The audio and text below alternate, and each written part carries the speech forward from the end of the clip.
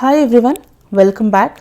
In the last video, we learned if-else statements, but sometimes one decision is not enough. Real programs often require decisions inside decisions. That's where nested if-else comes in. Why nested decisions are important? Sometimes we must check a second condition only if the first one is true. For example, once you check the login, only if it's successful, you'll check for the role of the user. So let's see what is nested if-else statement. A nested if-else means placing an if-else inside another if or else block. Let's see the syntax. We have seen this if-else syntax in the previous video, right? If condition 1 is true, this block is executed, and if this is false, else block is executed. So in this case, we are placing one more if-else inside this if blocks. So for example, if condition 1 is true, then I'll add one more condition 2 here. If condition 1 is true, this whole block is executed, else this block is executed, right? And inside this there is one more if else. Here again, if condition 2 is true, then this will be executed, and if not, then this will be executed. Like condition 2 is true, here condition 2 is false. Here both true means when it's already is true, that's why it came inside. So condition 1 is true and condition 2 is true, that's why both are true here. Whereas this condition 1 is true but condition 2 is false, so that's why this else block is written here. Let's see this with an example. Int age equal to 25 and boolean has id equal to true, for example. Now what I'll do, in the previous video I showed, right, if age is greater than or equal to 18, entry is allowed. So for example, I'll write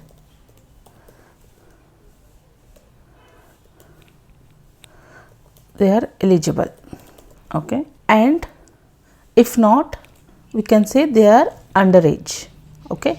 So this you know, right? Let's comment this out, okay, and run this code. It gives eligible. So if you see here, the age is greater than 18, so it says it's eligible here, and if not, it's underage. Now if age is eligible, I have to see one more condition here, then only I can allow them to vote or something. So in this case, let me uncomment this. So what will be the condition 2?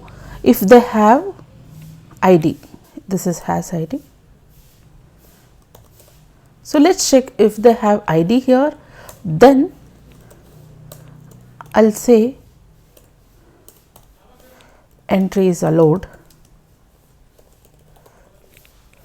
That is, you are eligible to vote because you also greater than 18 and you also have the voter ID, for example. So you are allowed here. But in case, even if they are more than 18 age, but they don't have a ID with them, then I'll say you are eligible but ID is required, okay. So let's run this with 25 again. Yeah, you are eligible and entry is also allowed because you are greater than 18 and you also have ID here. But what if I don't have ID here, okay, and let's run this. You will say you are eligible but you need an ID card.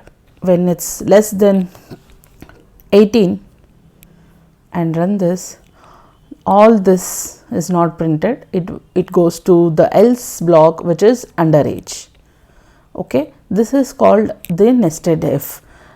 So remember, too much nested makes code hard to read, so try to keep nested minimal. So some of the tips are, like I already said, avoid deep nesting because the code becomes hard to read, and the second one will be wrong brace placement. So always remember to add the braces properly and check if it is closed in the right place, okay. And the third tip will be confusing which else belongs where. For example, this else belongs to this if, okay. See, that's why this if is closed here and immediately added the else, and this else belongs to this if and not this if. Okay, now let's come to edge case thinking. So in the previous video itself I explained why edge case matters, and I also explained the marks. Let's see one more example with nested if else with the same marks grades. Okay, let's say int marks equal to some 50, and I'll add a problem here, problem 1. Okay, and let's say if marks is greater than or equal to 50, then pass, else fail. Here I'll add nested if else. So if greater than 50, I'll also check if they are greater than 75. Okay, so if they are greater than 75, it's distinction, else they are pass or first class. You can keep it however you want. I will add pass here. Okay, so what happens here? So this is if block. Okay, when marks is greater than or equal to 50, then it comes inside and checks if it is greater than 75, distinction, otherwise pass. If it's lesser than 50, it comes to the else block saying fail here. Okay, now let's give the marks as 75 here. Okay, and 75 gives us pass and not distinction, because like I mentioned here, we have to cover the corner cases, and we just added 75 marks is greater than 75 and we missed equal to here. So greater than or equal to will cover 75 as well here. So in this case 75 is distinction. Okay, let's see some real world examples where this nested if can be used. For example, in ATM pins, first we'll check for ATM pin and then check for the balance checks, or for example, or for login permission, and then check for the different roles, or exam results like here pass or fail, then grade classification like first class, second class, distinction, or whatever. For this we can add nested if else.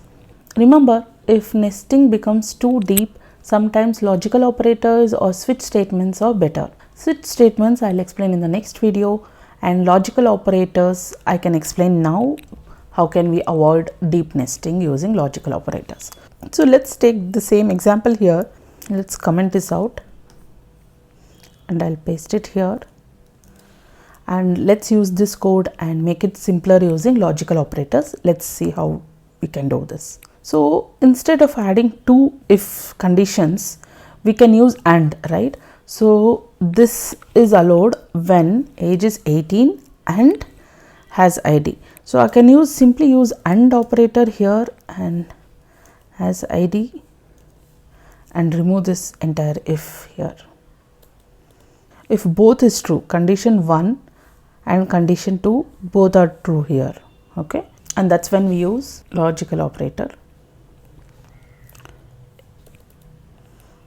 Else we can just use not allowed, entry not allowed. Okay, in this case entry not allowed, and I'll give this as 25 and run this. Eligible and entry is allowed. And this is how we can simplify the nested if. So we avoided one of the if statements here. So instead of checking one condition inside another, we can combine them using logical and or logical or. Let's see one more example quickly with logical or. Assume that if day 6 is equal to 6 or equal to 7, we will say weekend, otherwise it's weekday, right?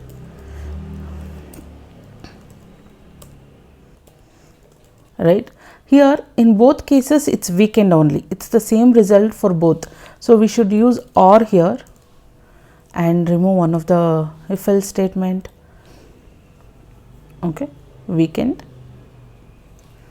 and 7 also gives weekend here. Okay, so instead of checking separately, we combine conditions using or. So or is useful when multiple values lead to the same result. whereas AND is useful when we need to check all the conditions to reach some value, for example entry. So if there is one more check here, we have to add one more AND here and some condition here. Okay, let's see what we learned today. So we learned what is nested if else and how logic flows here, and some few of the tips, and also how to solve it using logical operators. In the next video, we will learn the switch statements, another way to handle multiple conditions more cleanly. For more such videos, do subscribe to PrepLoop. Thanks for watching.